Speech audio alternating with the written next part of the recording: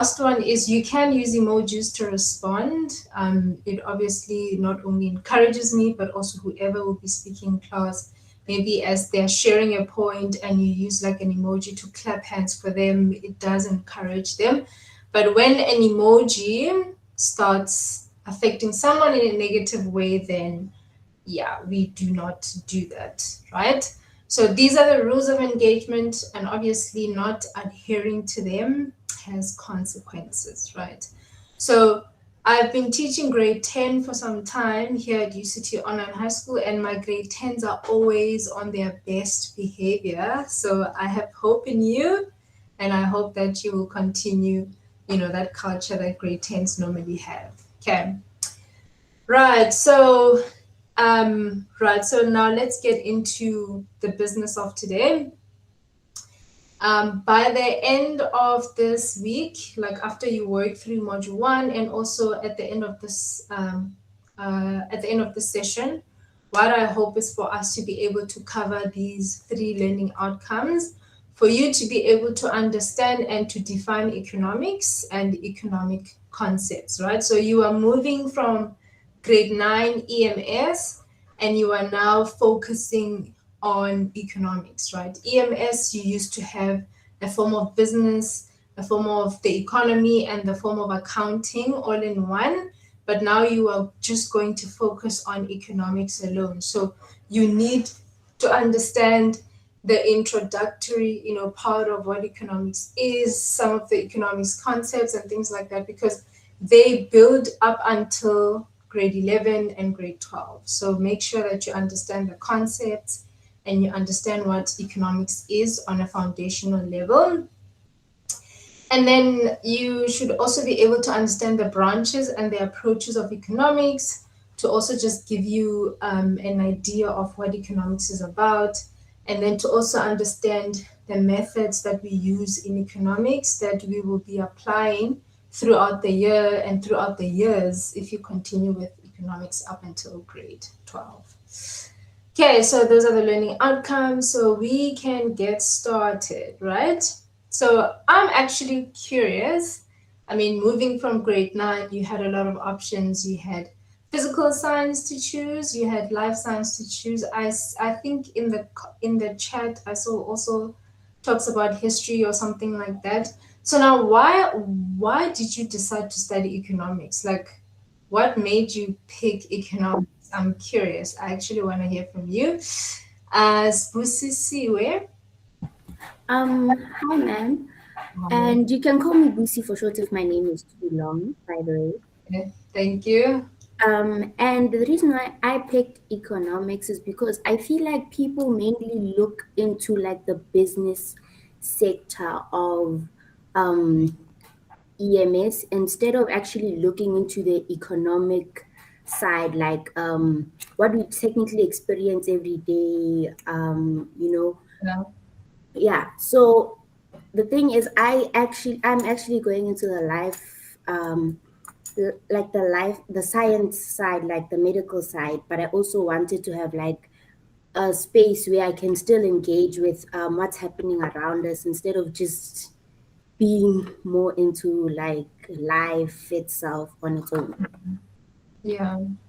That's actually a very, very nice like reason. I actually appreciate that because like when you now enter the medical side, like maybe let's say you become a doctor or a medical profession, anything there, you still operate in an economy. So you would want to actually know what's happening around in those economies so that your contribution in the medical side of things can actually be even more meaningful. So wow, yeah, actually I love that. And then Miriam. The reason why I chose economics was probably because, unlike most subjects, which is, I guess, more memorizing to do, economics is something you just need to understand and it'll make sense. Like my dad, he also studied something in economics, but he always said that you just need kind of just common sense to think like, why is this decreasing or why is this increasing or how is this affected? So it's more of understanding and like memorizing. And also because I I guess a debater also in a sense because I debate quite often, and economics is quite well, it's helpful in that case. Yeah. Yeah, I'm actually very, very happy with like your logic of economics. Like you just have to understand how things work. Like what is this? Why did that happen? And what does it affect? And things like that. So it's one of the things that I actually love about economics. You don't just have to memorize and all of those things. Like just find the reason behind things and the reason why things should be a certain way. So if you are coming with that mindset, that's exactly what you need. And then is it Masabata? You can go ahead. Hi, ma'am. Can you hear me? Yes. I decided to study economics because I have a passion in political sciences, which I'd like to pursue once I've finished university and studying and all of that. And also, I like studying the way different countries run their own country, but in an economic sense and political sense as well. Yeah. Oh, that's very nice. So you will actually be getting a lot of that in economics, especially when we look at economic systems and what other countries do in terms of in terms of governing their cycles of production and things like that. So yeah, you are at the right place. And then is it Azan? Yes, ma'am. Ma'am, the reason why I started to study economics is because I was like in grade 9 I used to get like distinctions in EMS because I was interested in like how business works. Also, I used to like watch a lot of business shows and how the owners were like, eh, they didn't care about their business. They are all doing this and that, and then the business just closed down in a few days. Yeah. So, but even though I'm taking the science route as well, it's always better to do other subjects because you'd have other options if that one doesn't work. So Yeah. yeah, man, that's why I chose it. Yeah, I'm glad that you decided to, expose yourself to, more of them so that at the end, maybe you'll just see which path are you going to take. So that's really nice. Okay, I'm going to take two last hands and it's Cariso and Marco. No. So the reason why I decided to study the economics was due to my fascination with history and politics and all that. See, I was always fascinated by economic systems that associate with political systems. For example, there was free market capitalism, communism, corporatism. All of these are major fascinations to me, as I love history and politics about them. For Yeah, example, there are George Bernard Shaw. He founded political ideology Fabianism, which is now the base of the Labour Party in England. yeah. There's Karl Marx, who was father of communism and all that. Very interesting to me. Yeah. So I'm glad you are actually able to make that connection even in grade 10. Like you love history and politics, but economics is actually like a plus to that combination. So it just makes the circle even more fuller. That's great. And then one last hand, Gaviso. Hi, ma'am. I chose economics because I want to open a business.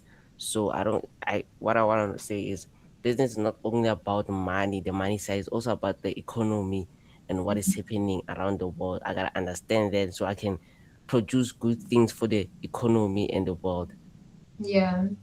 See, this is what I love about economics is that usually people who study economics, they are, like game changers. They have what they want to contribute into the economy. And I'm glad that that's also your mind, Kali. So nice. Okay, so I am now going to play like a short video that will be introducing you to the world of economics, right? So, based on everything that everyone has said, I see that you do have a bit of understanding here and there about what economics is all about. And the reason why you even came here shows that, okay, you kind of know what economics is about. So I just want to share this video just to also inspire you the more, because for you to have a reason for doing economics, it also shows that there's a bit of passion for it, for wanting to do it. So I'm going to just play this short video, and please give me thumbs up if you are able to hear the sound when I start playing it.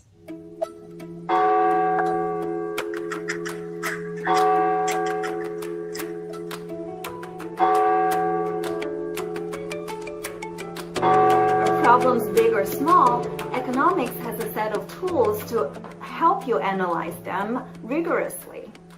And we're particularly interested in social problems, right? And social problems are especially messy. Economics just gave you this amazing lens and framework in a way to just think about how to attack a bunch of like super interesting questions. And it was this great blend of all of my interests. It had this historical dimension, but also some of the rigor of mathematics, but also you can think about political economy things in a very rigorous way. Economics gives people the tools to go out and really impact the lives of many people, particularly those who are most vulnerable in society, by bringing sort of sound empirical evidence to policymaking. Many of the most important questions of the field are actually very much open questions to different degrees. Questions such as how do people make decisions under different economic and political systems, and in turn, how does an economic and political system condition their choice set? Why do people cooperate in situations where economic incentives tell them that they shouldn't? Or questions such as what makes an economic system an efficient system, or a fair and just system, or a flourishing system? So these problems could be very big or very small. It could be as small as deciding, how much time to spend on your next assignment, or who to go on a date with tomorrow. And it could be very big, like what major to choose in college.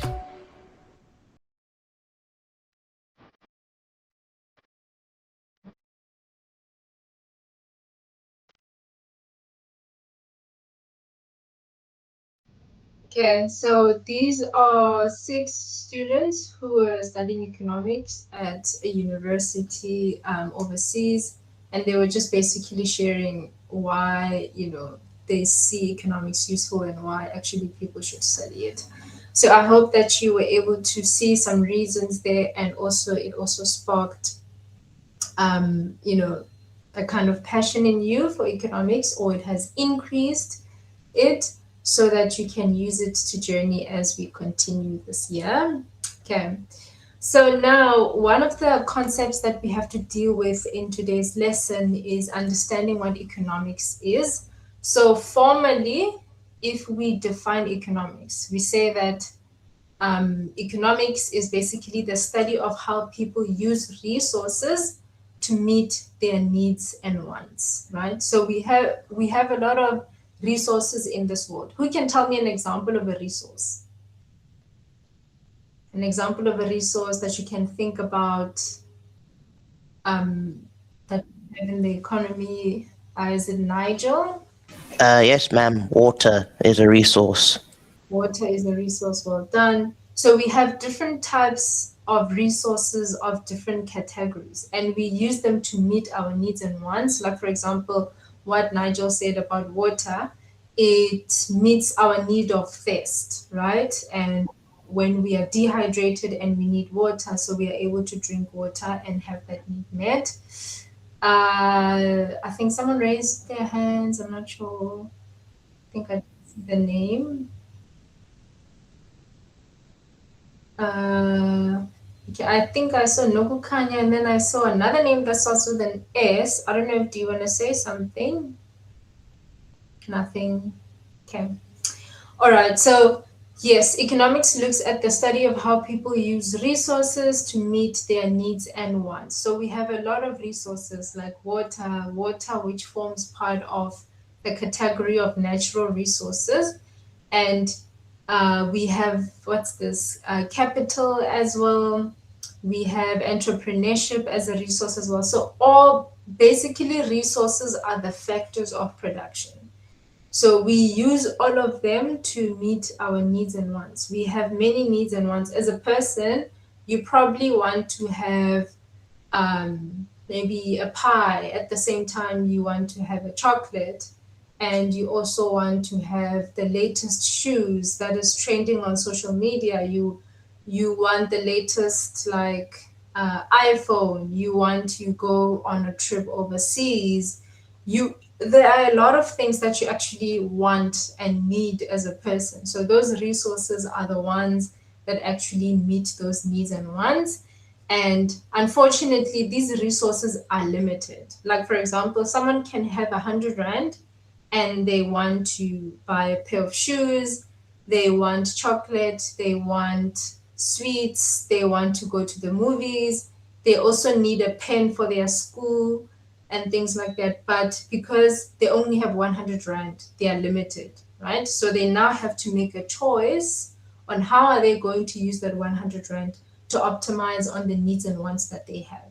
Is it that they're going to decide that, okay, I'm not gonna meet this need because I can do away with it? And then are they going to prioritize? Yes, trade-offs, that is correct.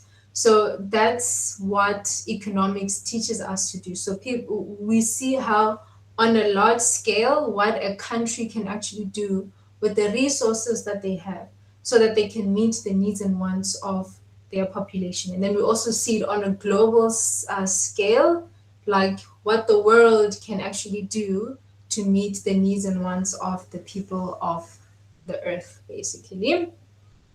And then key focal areas in economics is that we look at production, right? Remember, production is the one that produces and makes those goods and services, and those goods and services are consumed by us to meet our needs and wants, right? So we have to look at the process of production. That's very important because it deals with how goods and services are created. And then we have to look at the process of distribution, how goods and services are shared so that we ensure that, there's no inequality, so that we ensure that there's fairness and there's no discrimination, exclusion, and things like that. And then we also look at consumption. Consumption is how the people who now have those resources or goods and services, how do they use them, right? And then another key focal area of economics is we look at the problem of scarcity. The issue that unfortunately we have unlimited needs and wants. If you ask me what do I want, I can spend the whole day talking about possibilities of things I can get and things that I want, right? So now imagine this is just one person. Now imagine like 7 billion people in the whole world. The needs and wants are actually quite a lot. So now with the needs and wants being a lot, the resources are limited because some of them, they finish and they do not replenish themselves. Some are renewable, some are non-renewable resources. So we have that problem of scarcity. And then another focal area of economics is eventually getting to decision making, right? It's like looking at how these choices are made when these resources are scarce. So I want you to always remember all of these focal areas because everything in economics touches on that. It touches on how are we producing, it touches on how are we distributing the things that we are producing and who gets to consume them and how are they consuming them. We look at the problem of scarcity and the decision making basically on how resources are utilized, right? So now what do you already know about economics from grade 8 and 9 EMS? Grade 8 and 9 EMS talks about the factors of production, and then it talks about the economic systems. Does anyone remember how many economic systems do we have? From grade 9, how many economic systems? What are they? Miriam? Is it 3? Which is? Plan, market, and mixed. Yes, correct. Planned, market, and mix. So you've already touched on economic systems, and you've also already touched on price theory, like maybe demand and supply and things like that.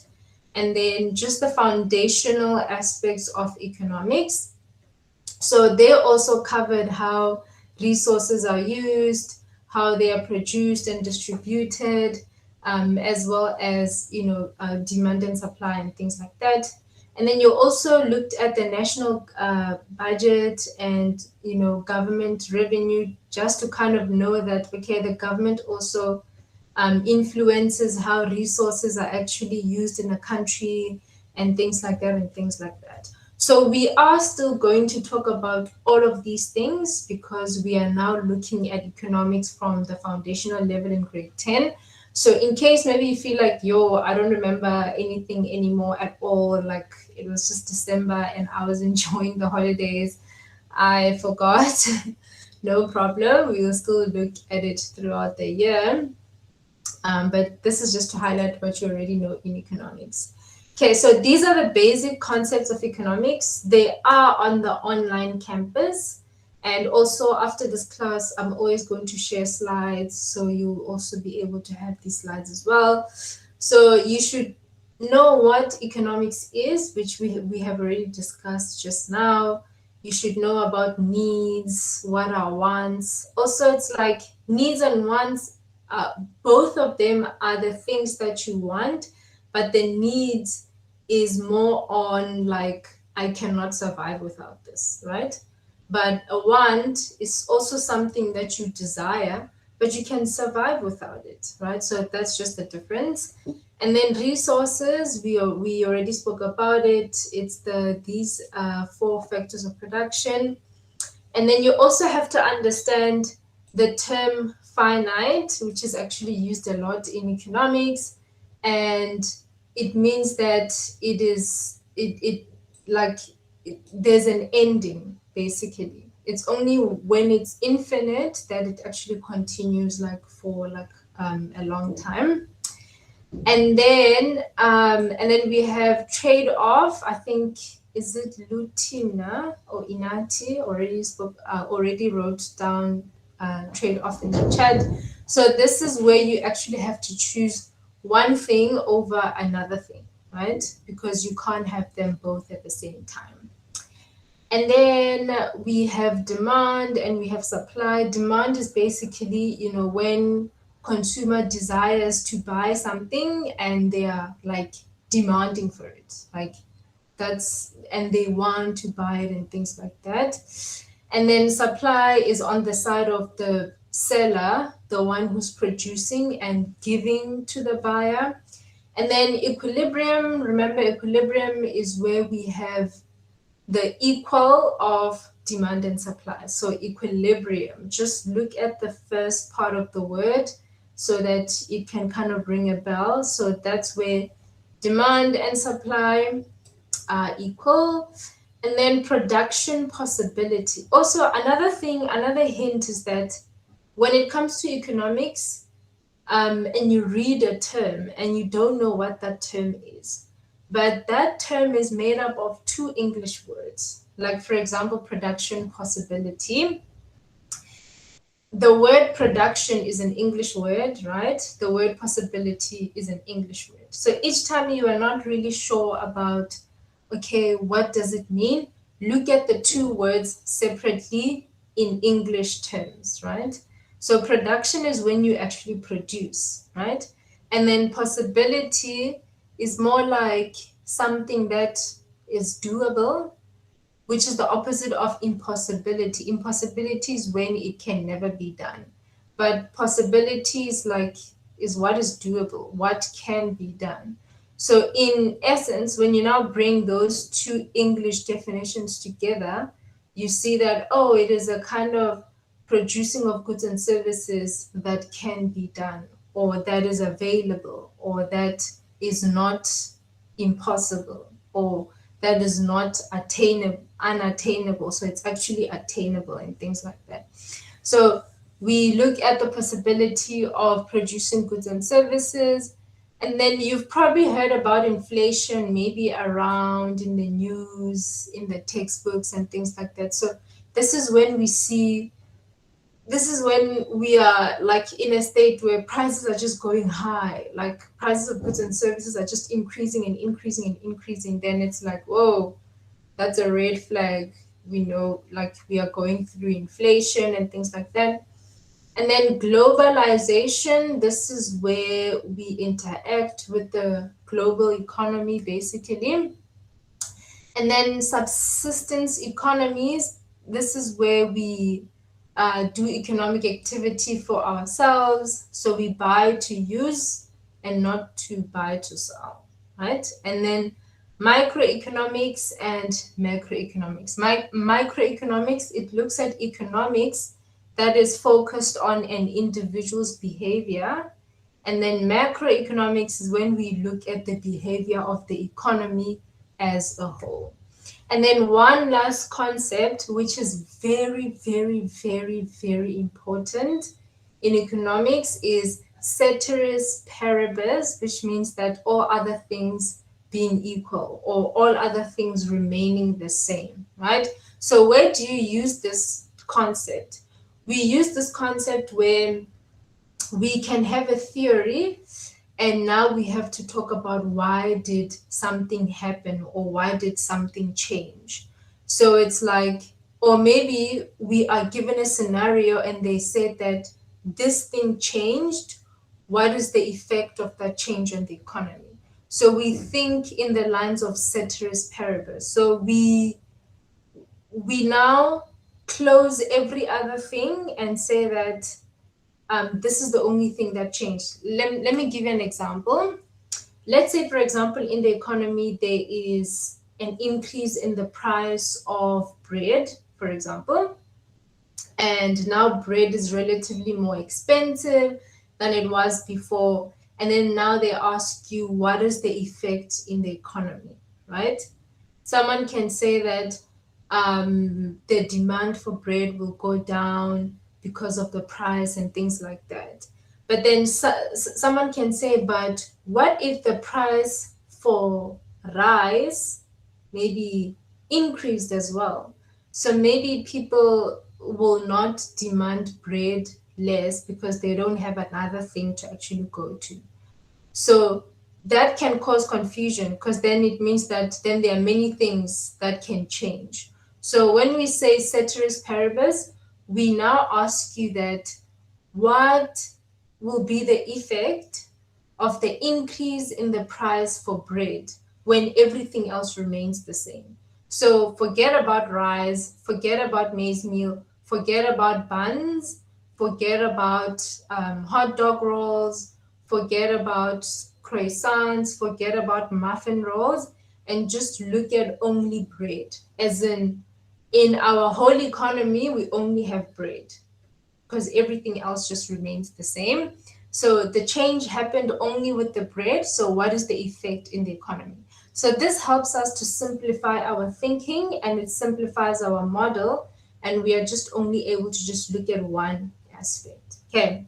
So can I just get thumbs up, thumbs down if you are still with me at this point, just to see if you're still there, you're still listening. Yes, Zebo? Sorry, ma'am. The phrase you said just now, can you just say it again? I just had an issue. I didn't quite catch all of that. Okay, the one of ceteris paribus? Yes, please, ma'am. The explanation or just the term? Would it be possible to do both? Okay, all right. So the term is ceteris paribus, right? So it means that all other things being equal, which means that everything else still remaining the same, right? So we are introducing this concept to make our economic analysis easier in the sense that if we say that, for example, the price of bread increased, what is the effect on the economy? So what we want to do is that we just want to look at the effect of the price of bread increasing on the economy. So given that our economy obviously is bigger and there are many other things that can change, we don't want to focus on any other thing. We just want to focus on the bread. So we make an assumption and say that everything just remains the same, as in everything else in the economy doesn't change. And the only thing that changes is the price of bread. So then what will be the effect of the price of bread? So we do that so that we can just look only at the price of bread effect without considering other things. Because someone can say, okay, but then what if people's income increases as well? Or what if people's income decrease? So it's like those are other elements that if we now want to answer this question, it can make it complicated. So we make everything to just remain the same, and then we just focus on bread.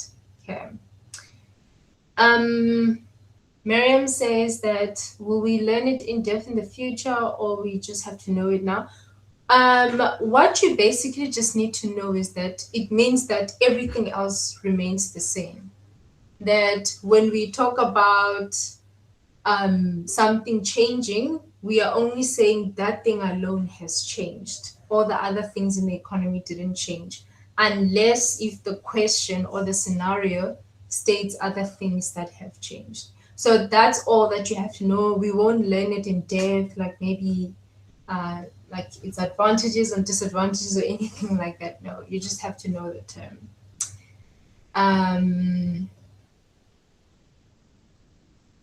Okay. Lerato's talking about in the near future.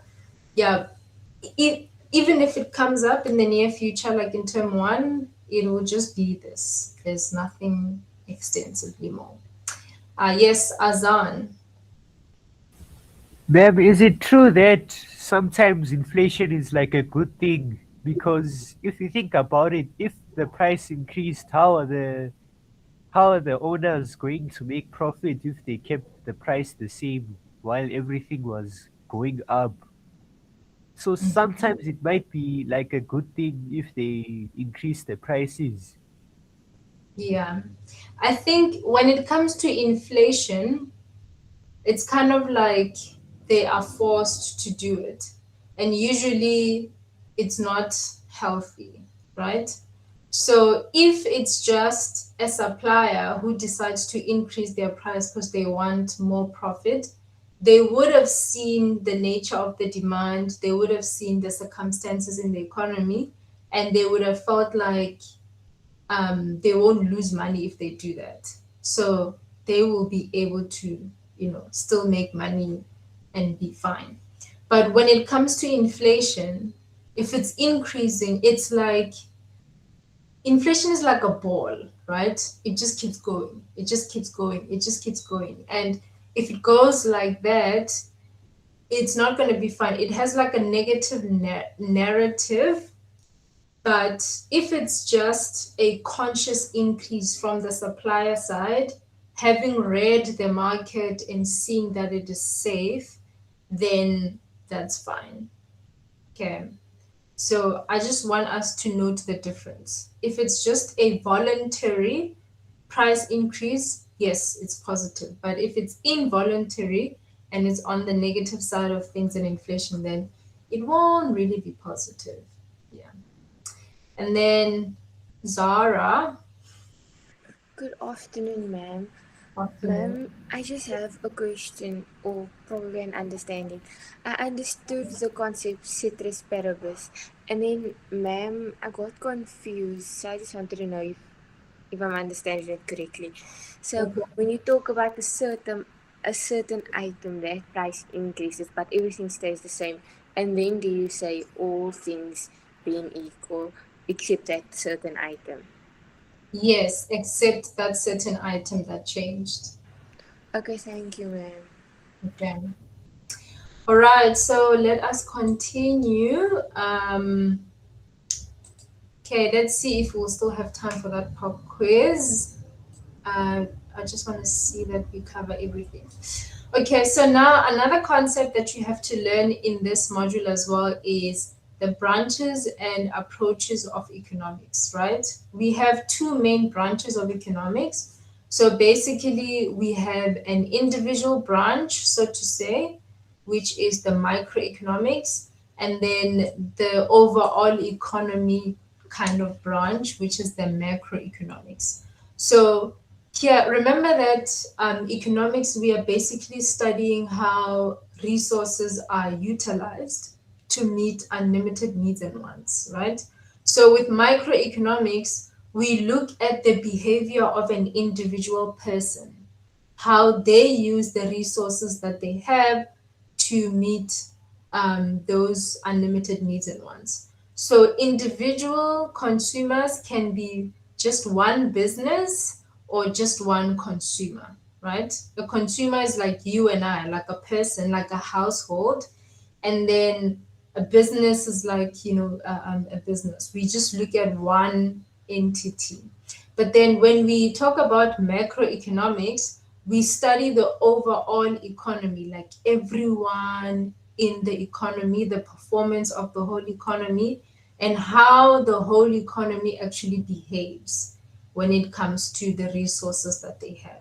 So that's the difference between those two approaches. We have the micro, which looks at the individual parties, like the business, maybe just the government alone, maybe a particular person alone, and things like that.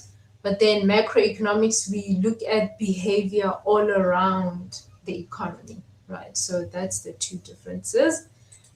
And then we also, okay, yes, and then this is just a contrast. So with microeconomics, we look at individuals and businesses, and then macroeconomics, we look at the whole economy. And the whole economy is obviously represented by the government, because the government is the one that makes decision for everyone in the country.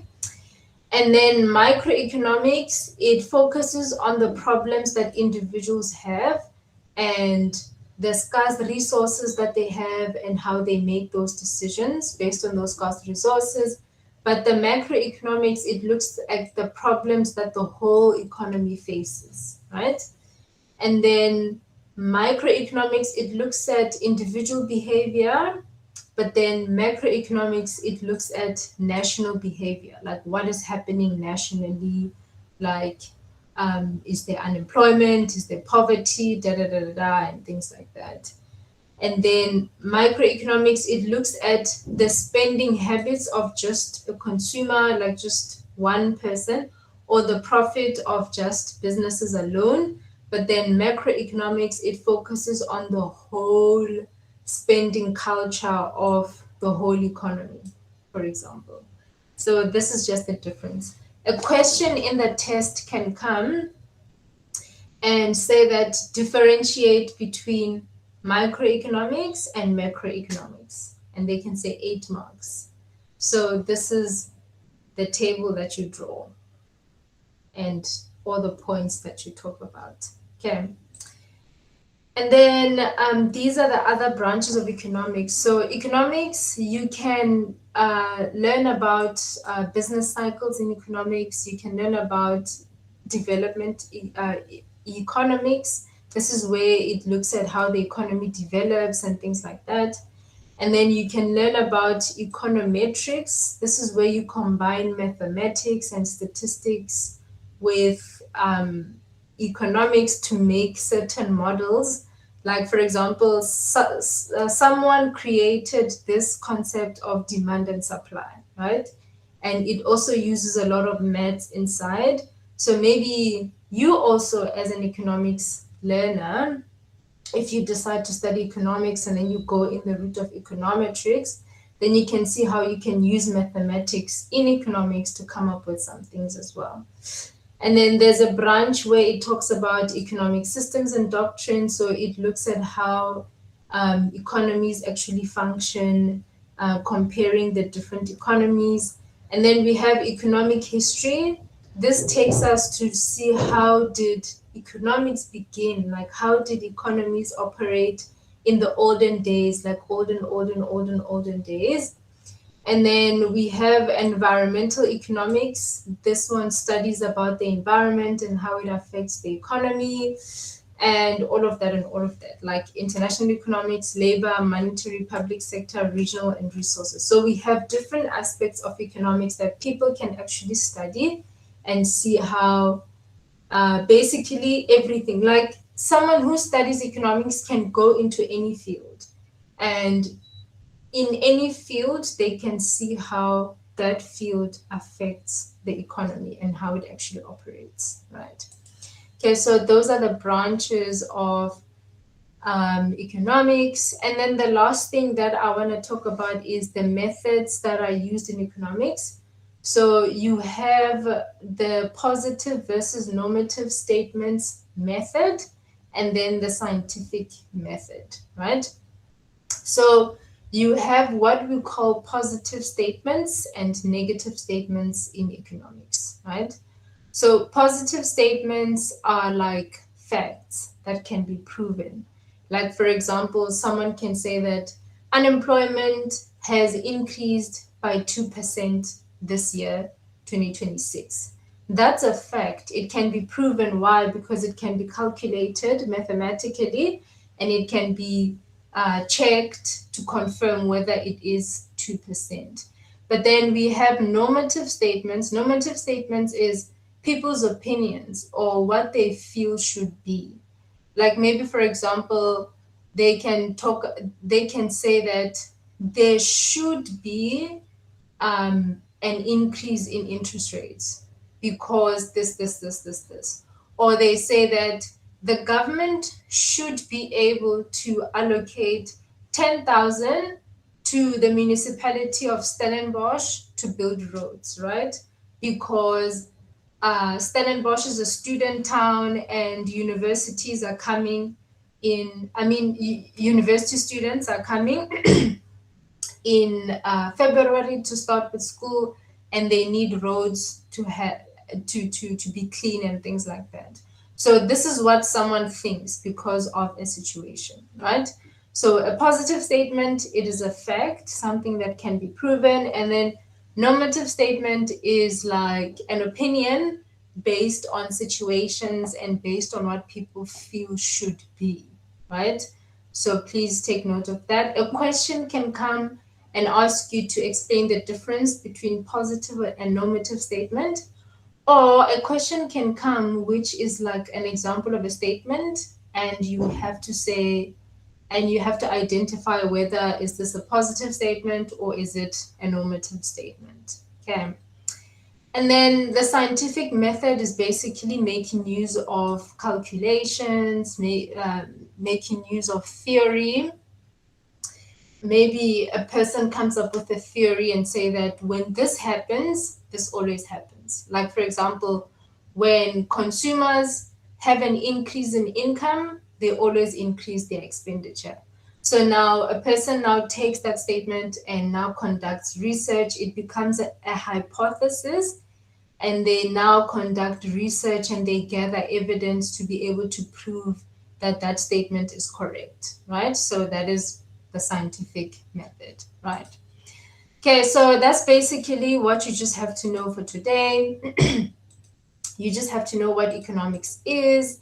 You have to know the concepts of economics, and then you have to know the branches and approaches of economics, the main ones, which is microeconomics and macroeconomics. And then you also have to know the methods that are used in economics, okay?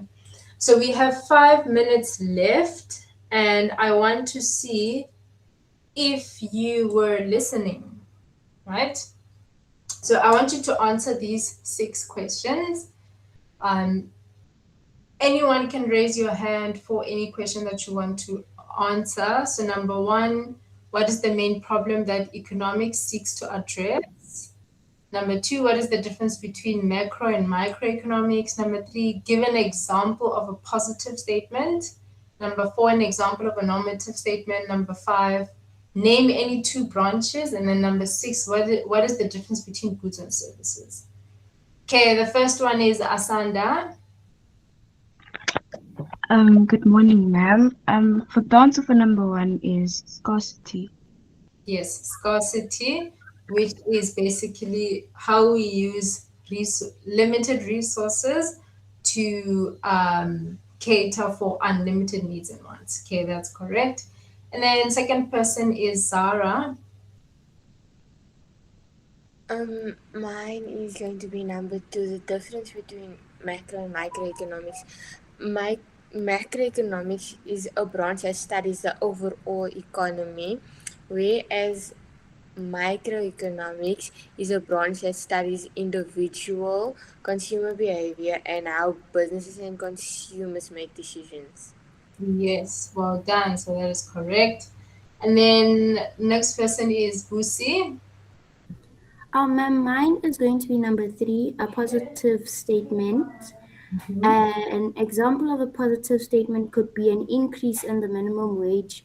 An increase in the minimum wage will lead to a decrease in employment. Lead to a decrease in employment. So that is a fact. If well explained, like if you continue that, it will increase and a decrease. It will decrease employment because this. Okay.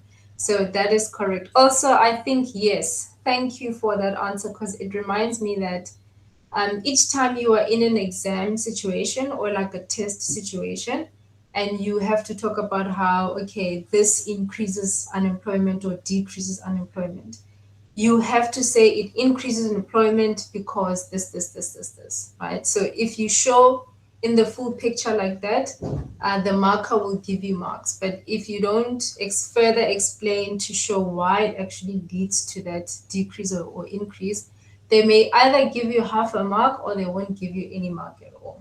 Okay. Thank you for helping me to remember that. And then Miriam. I want to answer question 4. So Okay. a normative statement is the government should increase their pay more for schooling to lower unemployment, I think. Yes, to lower unemployment or to lower poverty or anything like that. So that is an opinion of someone who feels this is what government should do. So that is normative, correct? And then let me hear from Tembisile first, because I don't think I've heard your voice today. Oh, hi, ma'am. Can you hear me? Yes. Oh, yeah, I'll answer number 5. Name any 2 branches in economics. There is business cycle or economic history. Okay, that is correct. Well done. And then Busi, I believe that's the last question. Ma'am, goods are tangible items like your cars, clothes, food. It's things that can be owned, stored, or transferred. And then while services are intangible activities or actions or items. Now can't be items. Like haircuts, banking, healthcare. They provide consumers with the service, or they offer value through skills or efforts. Yes, that is correct. Okay, well done.